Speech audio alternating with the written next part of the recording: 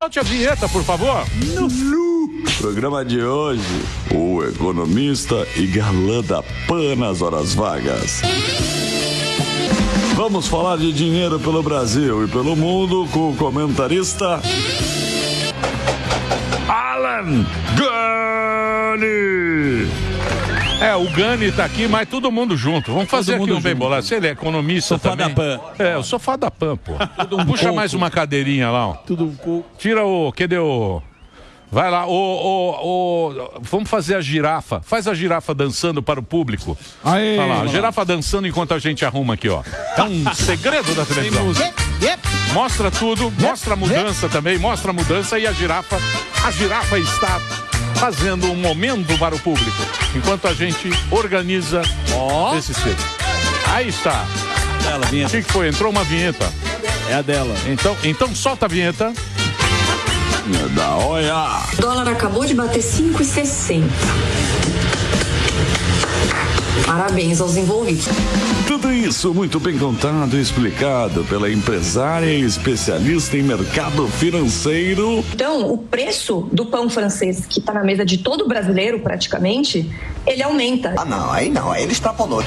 Renata Barreto. Querida Renata Barreto e o Alan Gani participando aqui do Pânico. Vamos falar de economia, de dinheiro, do ovo. Dólar. Você que está lá morando lá nos Estados Unidos, o ovo tá caro lá. Diz que é por causa da gripe aviária, né? Que tá tendo... Aqui a gente não tem esse problema. Eu vou te falar que eu não notei muita diferença. Você não é do ovo? Não, eu como ovo todo dia. Ovo é um alimento bom. Todos os dias. Na minha época falavam que ovo fazia mal pro coração. Agora Colesterol. É o coração. Coração? O colesterol. Depois mudaram de ideia. Agora mudaram de ideia, eles falam que o ovo é maravilhoso. É bom, eu como todo dia. As pessoas mudam de ideia, Isso. Isso é bom. Agora eles estão mudando. Admitirem, né? Agora eles estão mudando o negócio da Covid. Você viu lá? Você está acompanhando essa história da Covid, da Pfizer? Eu espero muito que o Fauci seja condenado. É que o Biden fez um perdão antecipado, né? A ele, o que já nos leva a um monte de red flags, né? De bandeiras vermelhas ali. Mas seria muito bom que pelo menos a gente soubesse o que aconteceu, porque tem muito caroço. Porque a declaração do Fauci ela é um pouco assustadora, né? Ele fez sem base nenhuma, médica ou científica, para usar as máscaras. Ele deu uma declaração que ele falou que foi da cabeça dele. Sim, Não sim. Foi isso que polemizou? E fora um monte de outras coisas, né? Que fizeram. Tem muito caroço nesse angu, assim, coisas. E não é só isso, tem toda a influência da USAID. A Ana Paula tem falado bastante sobre isso, tem acompanhado bem de perto e a gente conversa bastante. Tem muita coisa que eu acho que a gente vai descobrir a partir desse governo Trump. Espero. Então, mas essa história, esse negócio sempre existiu, né? Essa USAID é um negócio de 1960. Não, o propósito não é ruim, né? O problema é essa desvirtuação do propósito para você conseguir levar à frente uma agenda de acordo com os teus interesses. Então, os caras estavam financiando não sei o que de trans no Quênia, sei lá, onde era algum país da África, estavam financiando agenda woke / agenda globalista no mundo inteiro, interferências em eleições. A gente não sabe ainda, né, a extensão disso, mas o Mike Pence falou sobre isso recentemente, né, que houve uma interferência na eleição do Brasil e a gente não sabe exatamente, mas deve ter muita gente envolvida aí, se a gente for pegar mas esse no detalhe. Esse negócio, pelo que eu vi, eu também não sou um expert e também não... Mas assim, de orelhada, isso aí sempre existiu. Foi na época da Guerra Fria, pra gente ter os ideais norte-americanos, porque na época vários países foram cooptados, para usar um português muito, pela União Soviética. Comunismo. Né? Vários países viraram comunistas, se você pegar na África. Sim. E aí ideologia. E o americano, em cima da ajuda humanitária, metia a ideologia gostosamente para o povo. É uma construção de narrativas. Aí o que acontece? O Trump, quando chegou lá, falou, opa, quem manda aqui sou eu. Só que agora esse organismo ele já está com a canhotagem toda, está tudo dominado pela canhotagem e ele não admite isso. Basicamente é isso, né? É isso aí. Ele quer mandar também nesse organismo. É isso, não é? A USAID ela é comandada basicamente pela esquerda progressista e pelos neocons, né? Então ali há uma confluência de interesses entre ambos e algumas pautas, ideologia de gênero, aqui como a Renata trouxe, né? O alarmismo climático, a versão geopolítica de alguns acontecimentos, guerra entre Rússia e Ucrânia. Então, se vende uma versão, o público compra essa versão, e você hoje não sabe exatamente o que é verdade ou não. Perfeito. Porque a grana está indo para intelectual, jornalista e cientista. Aí seria o papel. Então, mas aí seria o papel da imprensa, né? Sim. A gente sempre se balizou pela imprensa de trazer realmente... Porque o verdadeiro jornalista é aquele cara que quer trazer algo que ninguém sabe. Isso. Ele não quer participar desse consórcio. Isso é jornalista, não é militante. Isso. Porque o consórcio, quando eles fizeram esse consórcio na pandemia, foi uma sacanagem, porque você não tinha uma outra opinião. Uma discussão. Você não podia nem discutir. É isso mesmo. Você não tinha alguém falando, não, pera lá, gente, vamos... Exatamente. Por que isso é assim? E quando faziam isso, eles cortavam em relação a fake news e inventavam alguma coisa sobre isso. Eu tive algumas vezes aqui, a gente falou sobre isso, em que alguns médicos com PhD em universidades assim muito, muito boas nos Estados Unidos, uma das melhores do mundo, foram cortados de falar e impedidos de participar do debate. E algumas congressistas nos Estados Unidos, nessas audiências que houve, elas falaram assim, tá, mas vocês, na época do Twitter, antes do Elon Musk e de outros, você tem você é versado em medicina? Você é versado em medicina? Não tenho nada, não sei nada. Então, qual era o que te balizava para você cortar um médico PhD de falar? Era porque você não gostava da narrativa? E a ciência é feita de debate. Sim. A gente está aqui hoje por conta desse debate. Então, suprimir o debate... Agora, cabe dizer que essa coisa do jornalista virar militante, isso não é de agora, só que agora eles têm mais poder de influência de acordo com as agências governamentais, a influência das plataformas digitais em conluio com o governo. Eu gosto muito de uma história que tem um filme que é A Sombra de Stalin, vocês já devem ter visto, que é uma história real de um jornalista do The New York Times, que era o Walter Duranty. Ele recebia dinheiro do regime, né, do Stalin. Ele ficava no bem bom do Stalin. Ficava no bem bom, ele tinha carro à disposição, vida de luxo, uma amante russa, né? Tava bacana. E ele falava que estava tudo bem. Inclusive, suprimiu informações a respeito da grande fome na Ucrânia de 1932, 1933, Holodomor. E Holodomor é algo que aconteceu, em larga escala é sabido que isso aconteceu, e o pessoal da esquerda nega isso até hoje. Sim. Do Holodomor? Imagina. Diz que não aconteceu, que isso é propaganda nazista e etc. Então, assim, o que é verdade, o que é mentira? Qual a melhor arma contra a mentira? É a supressão do debate, inclusive de gente mentindo? Não. É a liberdade de expressão e você formar o seu senso crítico. Todo mundo deveria ter a liberdade de falar o que quer, dentro da lei, obviamente. Se você calunia ou você comete uma injúria, você comete um crime enquanto da sua liberdade de expressão, você pode responder na justiça. Outra coisa diferente, que é o que estão querendo fazer aqui e no resto do mundo, vocês estão acompanhando o que está acontecendo na Alemanha? O J.D. Vance foi agora, fez um discurso muito contundente sobre isso agora, e o pessoal na Alemanha está falando, não, se o cara me ofendeu na internet, ele cometeu um crime. Então, esse tipo de discurso, ele é perene e acontece, é permeado em toda a esquerda mundial. É um perigo fortíssimo que a gente enfrenta, porque a liberdade de expressão é o maior bem que a gente deve defender. E a ciência, ela parte do princípio da divergência. Você não tem, né, por definição, ciência o tempo inteiro é divergência, não é consenso. Né? Você vai chegando numa ideia que prevalece, mas o tempo inteiro essa ideia ela é questionada. Em todo tipo de ciência, né? Todo tipo de ciência. E o jornalismo também. Né? Qual que é o interesse do jornalista? Eu ouvi várias versões para dali, né, emergir a verdade. Né? Então, quando você tem, tanto na ciência quanto no jornalismo, grana para dirigir a opinião numa direção, isso é militância. Eu queria fazer só dentro desse USAID aí para Renata, que está lá nos Estados Unidos, como é que está essa repercussão nos Estados Unidos do USAID? Porque ali o Trump, ele colocou ali que são os impostos, os americanos sendo utilizados para tudo isso, e ele afirma, né, que vai extinguir o USAID. Até que ponto está isso e como é que está a repercussão nos Estados Unidos? É assim, está dividido como é no Brasil dividido. Então, a direita americana, né, dentro do Partido Republicano, lembrando que o Partido Republicano tem um monte de vertentes, Perfeito. né? Tem os libertários, tem os liberais clássicos, tem a direita mais tradicional. Então, no geral, os republicanos, eles estão felizes com essa interpretação do Donald Trump de olhar para os gastos do pagador de impostos, tanto no USAID quanto que o Elon Musk está fazendo no Dodge, né?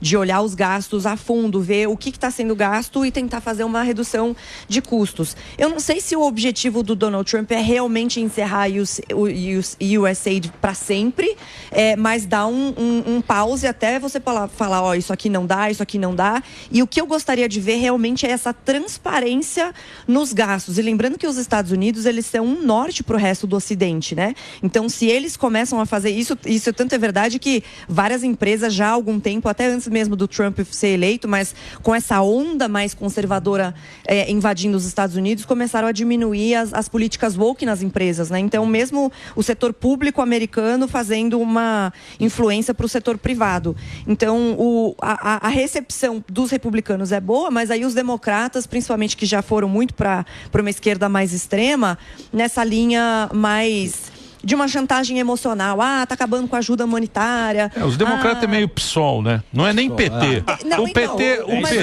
Os democratas é o PSOL, também têm de tudo. É o PSOL. É igual o republicano. Tem libertário, liberal clássico. O Gane é do PSOL. E aí, nos democratas infiltrado. também tem. Ele é infiltrado no PSOL. Você também tem os de centro. O problema do Partido Democrata é que uma grande maioria foi para uma extrema esquerda. Saiu do centro e foi para uma extrema esquerda. Tanto que a gente viu muita gente saindo dos democratas e indo para os republicanos, tanto os políticos quanto os eleitores. Pela primeira vez. Então, mas essa extrema esquerda é o quê? Banheiro trans, ilinile. O pessoal mais socialista, que entende que tem que ter muito gasto público. Alguns até adeptos da teoria moderna monetária, né? Que é uma maluquice completa.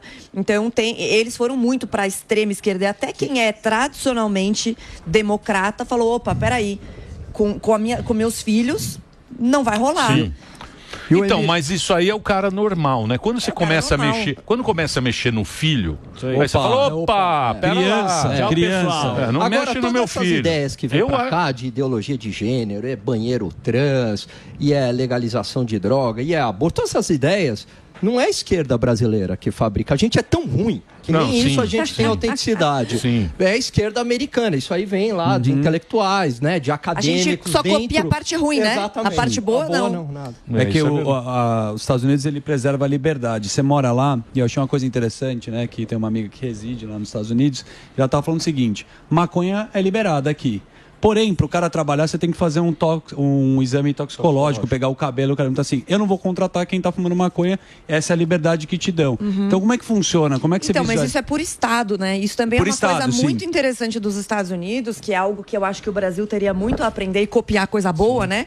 Que é o federalismo americano. Então, a Ana Paula vive falando sobre isso, de como os Estados Unidos nasceram com as colônias e depois eles nunca tiraram a autonomia dos estados, né? Pelo contrário, eles deram mais poder. E o Trump, inclusive, nessa mudança de legislação em relação ao aborto, que é o Roe versus Wade, que foi um negócio absurdo nos Estados Unidos, na realidade, o que a Suprema Corte americana fez foi trazer de volta o poder para os estados. Então, ninguém proibiu, de fato, aquilo de acontecer. Existem estados que são controlados por democratas, que têm um entendimento de que deve acontecer, que é contrário a mim, inclusive a minha percepção de vida, a minha visão, mas lá você pode, e outros estados não. Então isso vale para drogas, isso vale para aborto, isso vale para todas as legislações que existe autonomia no estado e também você tem o poder mais próximo do indivíduo nos seus condados. Então eu moro num condado na Flórida, lá em Miami, né? Eu tô 35 minutos ali da Brickell, num condado que chama Palmetto Bay.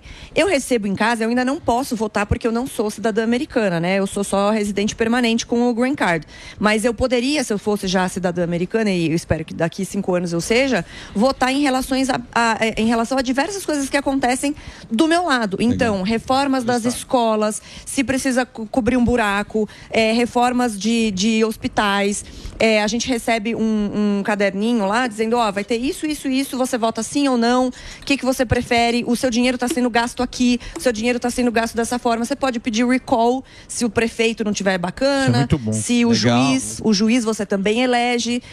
Então, esse poder próximo do indivíduo é o que me faz crer no que o Warren Buffett sempre fala, never bet against America. Porque você tem as suas dificuldades, os Estados Unidos passou por um momento de esquerdização muito forte, mas ele sempre reage, porque esse poder perto do indivíduo faz e dá o poder para as pessoas realmente fazerem a mudança, sabe? Legal. Então tem muita coisa em Washington, claro, mas ele tem muito menos poder do que o presidente aqui no Brasil tem. Muito bom. Mas eu acho que esse negócio de liberdade, que nem a gente fala, tem que ter a liberdade. Mas a liberdade é mais ou menos que a gente tem liberdade. Porque se você pensar bem, a gente tem as regras que a gente tem que seguir. A gente tem as leis que a gente tem que seguir. Sim. E a gente tem os costumes que a gente tem que seguir. Então esse negócio de liberdade, Mas regras são coisas distintas. Não são coisas distintas. Você não poder falar, quanto mais gente você tiver, mais isso é apertado. Mas olha Por só. quê? Porque se a gente não tiver isso, a gente não tem sociedade. Olha só. Se a gente não tiver esse princípio, a gente não tem... Não existe... vamos agora ser qualquer coisa. Mas a gente é bicho. até valeria, só fazer um adendo que valeria vocês trazerem de repente alguém que é anarcocapitalista para entender um pouquinho sobre essa visão, que é uma visão que eu admiro, que eu acho interessante, mas eu acho complexa de ser colocada em prática, mas é bem interessante de ouvir esse lado de quem acredita que a sociedade consegue sozinha se autorregular, né? Mas os Estados Unidos ou o Brasil podem se beneficiar muito das leis coerentes, coesas. Os Estados Unidos têm uma Constituição que é praticamente a mesma desde que foi inserida em 1776 e foram feitos alguns adendos, obviamente, mas com uma coesão e com o princípio que o Morgado falou agora, que é o princípio da individualidade. Sim. É mais poder para o indivíduo e menos para o Estado, sempre nessa briga dos dois lados. Mas eu acharia interessante vocês trazerem um anarcocapitalista nessa situação. Emílio, o teu que questionamento é bom, que é o seguinte. O Milei, né? A liberdade ela ocorre dentro de algumas regras. Então tem um exemplo que ilustra bem isso. O trânsito. O trânsito, o Estado coloca a regra. Você tem que parar no semáforo, você tem limite de velocidade, você tem que usar cinto de segurança, mas o Estado não pode determinar para onde você vai. O teu direito de ir e vir, que é um direito fundamental, o Estado não pode se meter. No Covid isso não aconteceu. Aí tudo bem, aí foi... Tudo bem não, então, mas foi um regime de exceção. E que está errado. E que está errado, mas numa situação normal tudo vai no regime de exceção para aparecer o ditador. É só por um tempo. É só por um tempo. Exatamente. Até o ditador gostar desse tempo. É uma censurazinha aqui rapidinho. Rapidinho, depois não volta. Agora. Isso. Vamos testar. Porque a turma quer... Esse que é o problema. Quando você abre o precedente, para voltar atrás é complicado. É isso aí. É igual casamento.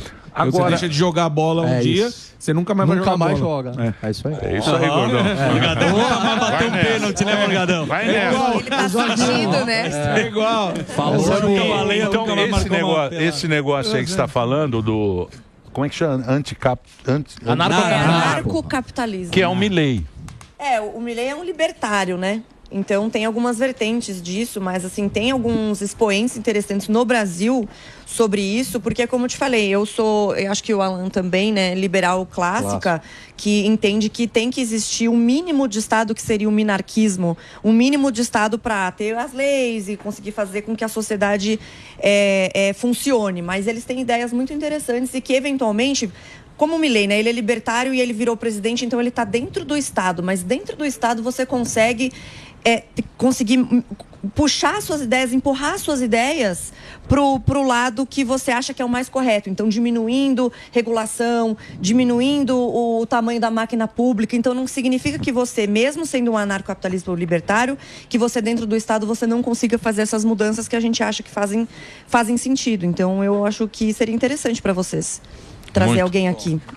Quem é? Não conheço. Zero Estado. Quem? Paulo Cogos? O Rafael do Ideias Lima. Radicais. Ele já veio aqui. Já. Mas isso não funciona. Não funciona. Conta pra Funciona. ele. Não, funciona na teoria. Não, o pensamento né? é No pensamento YouTube. é legal. Como Na vida legal, na filosofia, A vida real. Na vida real. não dá. a Mas é o que eu tô execução. te falando, você pode pegar algumas dessas ideias e falar assim, ó, isso aqui eu não acredito que funciona 100%, mas, pô, gostei da ideia de desregulamentar, de tirar o peso do Estado, porque no Brasil, principalmente, o Brasil tem um Estado que é uma mãe e um pai, né? Olha, não vai comer sal porque você vai engordar, então deixa eu tirar, lembra dessa ideia? Sim. Tirar o sal da mesa das pessoas, porque senão, aí teve um lugar, acho que no Rio Grande do Sul, que pendurou o sal, em Curitiba, pendurou o sal, ó, não tá na mesa, mas tá pendurado aqui no teto, e os caras vão sendo criativos, né? Então essa coisa do Estado paternalista, que é algo que os anarcocapitalistas criticam, e eu concordo, que o Estado não é seu pai e sua mãe, você tem Então, que fazer mas as isso da coisas. nossa história já vem assim, desde Sim. a época do... Tá errado. Mas E é então, difícil tirar Mas é isso, difícil né? você querer mudar a história do Brasil e transferir a ideia americana, porque foi Você não precisa fazer fundado, de foi uma vez, fundado né? Você pode ir diferente. fazendo aos poucos, e principalmente a cultura, e esse é um problema que normalmente os economistas têm, é de conseguir vincular a cultura aos problemas econômicos. Sempre eu só olhar a parte econômica dos números e não entender o tamanho da influência cultural nisso, porque para você poder explicar para um cara que o populismo não dá certo, que o assistencialismo, na verdade, você vai dar com uma mão, mas daqui a pouco você vai tirar com a outra, porque o custo disso vai vir via inflação e tudo, ele é muito complexo. Onde que começa a ser resolvido isso? Na cultura, na educação. Esse é um trabalho dificílimo então, de ser feito. O populista ele é muito fácil de vender, né? O discurso de direita é mais Não, elaborado. mas eu acho que a assume gente mais aqui está numa... Por exemplo, tivemos esse crime aqui, que não foi um crime, foi uma execução. Foi horrível. Não sei No se Parque você do estava Povo, aqui. horrível. No Parque do Povo, né? É aqui, não faz o menor Paulo. sentido. Aqui do lado. Não fecha tanto. Horror. Aquilo lá não é... O cara nem chegou para salvar. Ele executou um ciclista, atirou no cara, o cara morreu, ele pegou o celular e foi embora. Aí o que acontece? Você fala, bom, nós precisamos... Todo mundo indignado. Qualquer pessoa que mora em São Paulo, que absurdo, não sei o quê. Mas sabe o que acontece? As pessoas vão esquecendo. Aí hoje, eu recebi aqui Você vai negócio. banalizando os absurdos, Você vai se acostumando a isso, e esse é que é o problema aqui do Brasil. A gente se acostuma a isso e não faz nada, que é o que você estava falando lá da Inglaterra também. Aí tem um negócio lá da pena justa, que eu estava vendo agora que chegou o negócio da pena justa. Agora vamos fazer um negócio de pena justa, que é o seguinte: cota para presos, facilitação de emprego nos serviços públicos. Para quem está preso. Acesso a um microcrédito no BNDES para presos familiares. Eu não sei se isso aqui é isso aqui mesmo. Eu não sei, Sami, se isso aqui é. Eu Dá uma recebi pesquisa. Eu não sei. Aumento de tornozeleira eletrônica para evitar superlotação em celas. Uso da expressão pessoas privadas de liberdade para os presos. Ou seja, você vê um negócio acontecer No aqui, time, né? um cara, um criminoso, executar uma outra pessoa À luz do dia, não às sei 6 nada. horas da manhã. Gratuitamente. E aí você vem com esse negócio de fazer a pena justa. Como é que a gente aguenta isso? O problema é que a Como é esquerda, que a gente, ela... como é que a Não dá gente pra aguenta aguentar, Emílio. isso? Não dá Fala pra aguentar. mim. Não, a esquerda ela vende absurdo, que há um cara. encarceramento em massa no país. Mentira, não há encarceramento em massa. O que tem são presídios superlotados. De acordo com os crimes que são cometidos, prende-se muito pouco no Brasil. A impunidade é muito grande. Só que vende-se... Olha lá, pega a imagem do presídio lotado. Ó, tá vendo? Tá prendendo muito e não tá resolvendo. Mentira! Está prendendo-se muito pouco, porque é em função dos crimes que são cometidos. E aí você tem, por exemplo, a cada 100 assassinatos, 10 são resolvidos, 90 são impunes. E sem contar a quantidade de vezes que prende e solta, né? Que é o que a polícia reclama. Ainda mais os a que polícia prenderam. mesmo reclama. E fala assim, olha, eu cansei de prender o mesmo cara 3, 4, 5 o Nico já vezes. falou isso aqui. Eu sei, mas só que ninguém resolve isso. Não, pois é. E a gente segurança pública é um problema E a gente grave. acaba se acostumando com isso, a gente se encontra e fala, que você viu que absurdo, você fica triste com Mas, aquela Emílio, situação, você fica indignado com aquela dos situação motivos- e daqui a pouco vai ter outro crime igual a esse aí. e as coisas vão É a continuar certeza assim. da pelos quais eu fui para os Estados Unidos. Então, mas isso a foi gente esse. tem que Nós queremos o quê? Queremos isso pro Brasil? Não. Então vamos aceitar. Mas a Como faz? banalização, ela é geral em tudo, né? Você pega desde a questão da segurança pública, que acaba virando uma coisa banal. No Rio de Janeiro, pior ainda do que em São Paulo. São Paulo tá muito ruim, mas no Rio de Janeiro você vê aqueles vídeos. Vocês viram o vídeo do pessoal na Avenida Brasil? Sim. Deitado na rua também, plena luz do dia, tiroteio pra caramba. Como você resolve isso? Aí a gente se acostumou com o ministro do STF falando o que quer, dando declaração político-partidária, dando entrevista, falando sobre casos na justiça. É uma coisa pior que a outra e você junta tudo isso e aí fala assim, bom, a gente banaliza o absurdo. E essa questão da segurança, ela foi fundamental, dentre vários dos motivos que eu quis mudar para os Estados Unidos, por causa dessa banalização. Então, no Brasil, eu morava num condomínio com segurança armada, com carro blindado, e mesmo assim vivendo numa bolha. Não era todo lugar que você vai, porque você sai do blindado, mas você tem um trecho ali que você não tem, né? Segurança e tal. Aí você fala, cara, isso não é vida, não. Então, hoje eu moro num lugar que é casa de rua, não tem muro, nenhuma casa tem muro, não precisa de carro blindado, você pode andar com joia, com relógio, tudo. Óbvio, não é perfeito, porque não existe lugar perfeito. Mas essas diferenças vão fazendo você questionar as coisas. É complicado.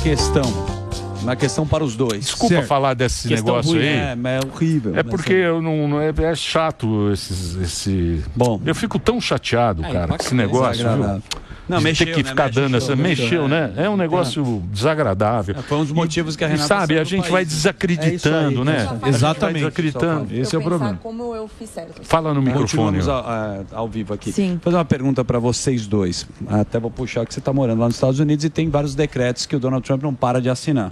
Recentemente ele falou do BRICS. Parece uma brincadeira. É ideológico? Mexe com a economia? Porque o que ele falou é o seguinte: esses países aí, o Brasil, a China, né, Irã, vão mexer em ter a moeda própria? Beleza, eu vou taxar 100% vocês. É barulho? Você acha que isso daí mexe ou não com a economia? A situação BRICS, Estados Unidos, e se a gente depende realmente dos Estados Unidos, eles não estão nem aí com a gente? Não, lógico que depende. A gente depende muito dos Estados Unidos, o mundo depende dos Estados Unidos. E assim, esse negócio de moeda, qualquer moeda ser contra o dólar e dar certo... pode ser que daqui muito tempo, porque agora 70% da dívida do mundo é em dólar. Então não tem como você mudar de repente para uma moeda. Só que o Trump quer evitar é justamente esse escoamento para um bloco que é anti-americano, que seria o bloco Rússia, China, Brasil, Índia, África do Sul, e Irã. E assim, não é só um bloco anti-americano, é um bloco em que países... É ideológico, né, econômico, socioeconômico, mas ele tem financiadores de terrorismo. A gente viu o Geraldo Alckmin ali sentadinho do lado de lideranças terroristas. Eu até fiquei pensando que sabe o míssil do Pica-Pau que estava ali porque o cara foi explodido, né? A liderança do Hamas lá. Eu pensei, nossa, doutor Geraldo, onde que você foi se meter? Porque deve ter passado ali no míssil, sabe? Deve ter passado. Eu falei, cara, o que ele tá fazendo lá? Deve ter sido naquela foto, né? Aquela foto. E assim, o Trump tá vendo isso, tem muita gente ali que odeia a própria instituição América, que quer ver os Estados Unidos sucumbirem, e ele não vai tolerar isso, entendeu? Ele já veio com uma outra cabeça no segundo mandato de que, assim, não tem mais brincadeira. Ele deu uma entrevista antes das eleições mesmo pro Tucker Carlson, né, que era ex-âncora da Fox News, dizendo que ele estava muito preocupado com a perda da hegemonia do dólar no longo prazo, que já havia esse movimento, ele se preocupava com isso, e aí ele pensa a longo prazo. Ele fala, olha, até agora não tem moeda que é substituível, mas China, Brasil, Rússia estão fazendo um movimento para tentar substituir o dólar. E uma parte da força norte-americana vem pelo fato do Estados Unidos, exatamente, de emitir dólar e reserva de vários países, né? Então, por conta disso, o Trump começa a agir estrategicamente, justamente para não perder essa força. Muito bom. Mas nesse sentido, muita gente fala da ligação dele, o interesse dele em criptomoedas. Inclusive, há a possibilidade dos Estados Unidos ter reservas em criptomoeda. Vocês acham que isso fortalece ou enfraquece o dólar? Eu acho que pode fortalecer no sentido de que se você tem essa diversificação de reservas, se for bem feito e pensando em cripto no longo prazo, como fizeram outros locais, como El Salvador, pode fortalecer, porque você tem ali um outro tipo de lastro, porque o lastro, na verdade, da moeda fiduciária é a confiança nos Estados Unidos, né?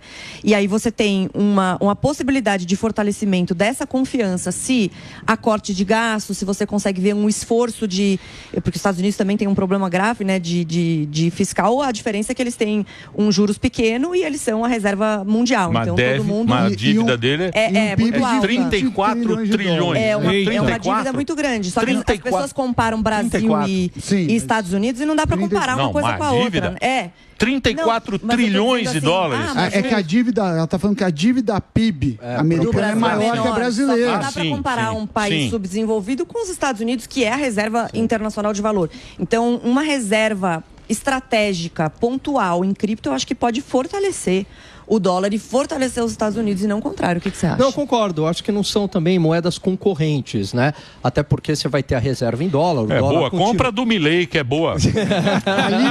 Tem uma dica boa do Milei, que eles acham que o negócio é bom. O Milei tá vendo. Agora, você sabe que é interessante, cara?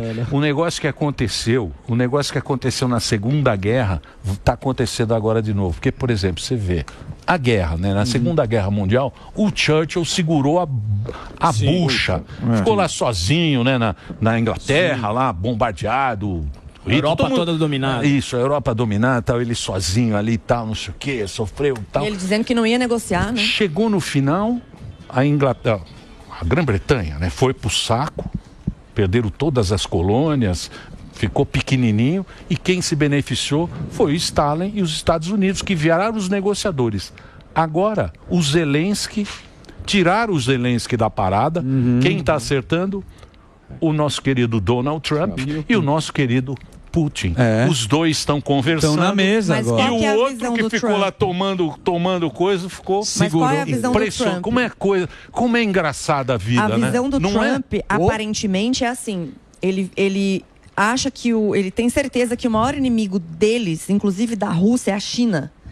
Então, ele tenta negociar com a Rússia para que esses dois poderes impeçam o crescimento, que já é acelerado, da China como potência.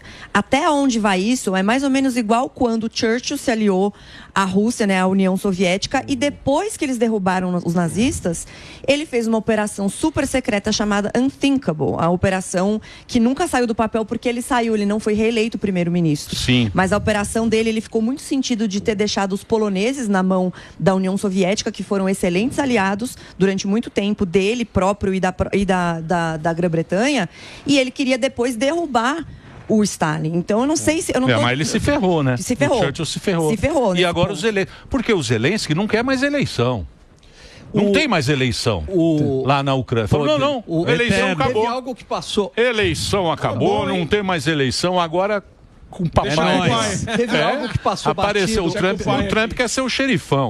Teve algo que passou batido na mídia aqui no Brasil, saiu muito pouco. Foi uma declaração do secretário de Defesa dos Estados Unidos, o Rexit. Ele disse basicamente o que o Putin queria ouvir. Falou o seguinte: olha, os 4 territórios da Ucrânia que foram perdidos, mais a Crimeia, não tem volta. E a gente dá uma garantia também que a Ucrânia jamais vai fazer parte da OTAN. Ali ele abriu a rota de negociação. Essa guerra entre Rússia e Ucrânia, com o Trump, na minha visão, não teria ocorrido, não porque o Trump fala grosso, porque iria ameaçar, até porque o outro lado tem arma nuclear em igual quantidade, mas porque o Trump é um excelente negociador, entende a relação risco-retorno e fala assim, opa, essa área não é minha. O Taj Mahal foi um puta negócio bom. Eu não vou escalar porque eu vou jogar a Rússia no colo da China, que foi exatamente o que aconteceu. Tem mais uma coisa, em 2018 ele falou claramente para todo mundo ouvir, para a Alemanha falar, olha, vocês estão dependendo demais do gás e da Rússia, vocês estão dependendo energicamente e eu estou fazendo um movimento contrário. Eu quero ficar energeticamente independente, e o Biden reverteu essas políticas e aí foi conversar até com o Irã e com Venezuela durante o seu mandato, que era foi uma coisa bizarra, e ele falou, vocês estão dependendo demais, eu gasto um monte de dinheiro para defender vocês e vocês dando dinheiro aí que no final das contas vocês financiaram a guerra. Hein, Renata, você gosta do Trump, né? Eu gosto, mas assim, eu não sou uma pessoa cega por ninguém. Não é, esse negócio não tem gostar. Mentira. Essa é do Felipe Neto. É a coruja de Atena. Que é? Falando que é a minha tatuagem do Trump. Esse negócio, mas ele faz direito, né? Você vê agora, ele vai nesses eventos porque os artistas não dão moral nenhuma pra ele, né? Alguns só. Não. A grande maioria. A grande maioria não. Não dá moral, mas o que ele descobriu esses eventos que. Ele foi Super Bowl, agora ele teve corrida lá. Ele faz. Ele foi ovacionado. Foi a primeira vez que um presidente americano em exercício foi nesse evento. É um cara que. É um cara do povo, né? Marqueteiro. Eu não sei se é isso, mas ele é um negociador. Ele é um businessman. Então, você goste ou não dele, quer dizer que eu vou gostar de todas as políticas, de tudo que ele fala? Obviamente que não. Mas que o cara tem uma visão estratégica. Isso não dá pra no livro dele. E ele coloca os Estados Unidos acima de tudo, né? Quer dizer, ele defende os interesses do povo americano e os valores da sociedade americana. Ele deixa isso muito claro. Eu tô defendendo Mas o meu você povo. sabe que o cara que ensinou foi aquele Roy Cohn, que é o advogado. Você assistiu tem uma história dele? O filme dele? Não assisti. Tem esse filme dele. O filme é basicamente um aprendiz, mas é o que o Roy Cohn foi um advogado, disse que era o capeta do demônio. Inclusive foi o cara que trabalhou. Ele era judeu, gay, ele perseguiu o judeu e perseguiu o gay. Gays. Esse cara era um demônio, Roy Cohn. Tem vários documentários dele. E o Trump, tudo que ele aprendeu foi com Roy Cohn. Putz. Que é o cara... Foi advogado da máfia, o cara de última categoria. Morreu de AIDS também em 86. Gente. E conta essa história desse cara que... O filme ele é cercado de caras. Aquele marqueteiro do Trump também lá. O Stone, o George... Steve Bannon? Não, o Steve Bannon, mas tem o loirão lá, doidão. Stone, como é que é? Stone. Porra. Pô, o cara que fez o marketing inteiro. Você sabe quem é? Um loiro maluco lá? Eu não sei o nome dele. Roger Stone. Bingo. Tem até um documentário do Roger Stone. O Scott Adams. Esse é doido. Gilbert, tudo doido. Escreveu um livro dizendo que o Trump ele tem uma persuasão militar. Tem 3 níveis, né? A persuasão acadêmica, depois o segundo nível mais forte é a persuasão empresarial e depois a militar. O nível do Trump é a persuasão militar.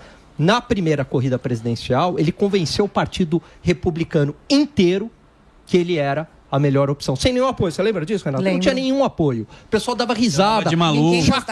Dava risada. Era tipo, sei lá, falar quem que ia ser presidente da República hoje. Mas tem um hoje. vídeo maravilhoso sobre isso, que eles fizeram um compilado. Naldo Bene. Donald Trump, quem imagina. Falar quem que seria o... Naldo Bene. Depois. Sérgio Malandro. Tipo o Sérgio Malandro. Não, mas o Trump não é. Não é. Tô falando, mas pros americanos Pablo Marçal, época, seria um Pablo Marçal. Pablo Marçal. Pelo amor Faz de o M Deus. de Morgado. O que você acha do Pablo Marçal? Eu não gosto. Faz o M de Morgado aí. Não gosto. Por quê? Cara, porque ele é um... Como eu posso dizer isso de uma maneira delicada? Pra não ser processada. Olha o corte. Eu acho ele um baita picareta, assim, um oportunista, assim, sabe? Um cara que vai colar...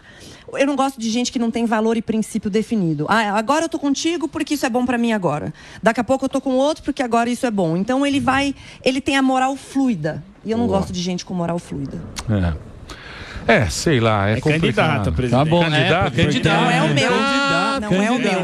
Importante. Gustavo Lima. Ô, Renata, eu gosto muito de você, viu? Gustavo Lima e você. Fala bem. Eu gosto muito de você. Você é uma pessoa muito legal. Eu fico triste que você está morando lá. Mas se você estiver feliz... Eu tô feliz. Não, eu venho se de você vez tá feliz, em quando. eu também fico feliz. Mas eu fico triste que tantas pessoas bacanas estão morando fora, né? É triste isso aí pra gente aqui no Brasil. Vai sobrar só nós aqui. Não, fazer o quê, né? Mas é muito bom vir pra cá, pro Brasil, pra pelo menos ver os amigos, a família, vir aqui no Pânico, assar é bom. uma picanha, mas não tem. Mas, felizmente ou infelizmente, né, eu fiz a decisão certa. Tô muito feliz nos Estados Unidos. Boa. Ó, eu vou passar o Instagram da Renata pra você poder seguir ela. Boa. Ela tá lá, mas ela tá direto aqui, conversando com a audiência. Ó, tem 1.200.000 seguidores. Renata.jbarreto.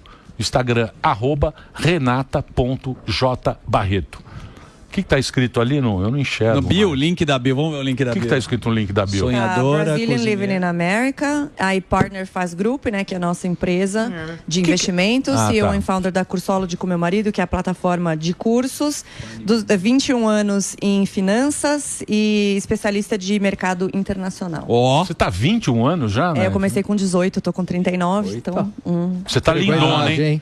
Já. Você tá lindona. Diz que não pode mais falar isso, mas eu quero que se dane. Tá lindona e ponto. E acabou. Não, por que não O pode? ruim seria se falasse que tá feia, aí era foda. Você não pode falar que a mulher Tá feia, hein? Tá zoado, hein? Você não pode mais. Imagina. Você não pode mais. Você fala, Não você está pode. linda, você não Eu pode acho, mais. claro que eu acho. Isso aí, Emílio. A pauta woke já era. Isso não mudou. Né? Eu acho que tá dando uma voltada pro senso comum.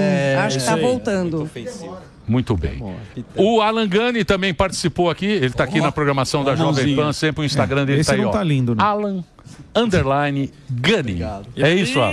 Isso é bom. Também faz palestras. Isso é show, pô. E o Zuckerman te ferrou. Ele. Ferrei nada, fiz homenagem pra ele. Não dá uma loucura. intimidade. Obrigado, viu, Renato? Obrigado. Foi ótimo. Fazer o break.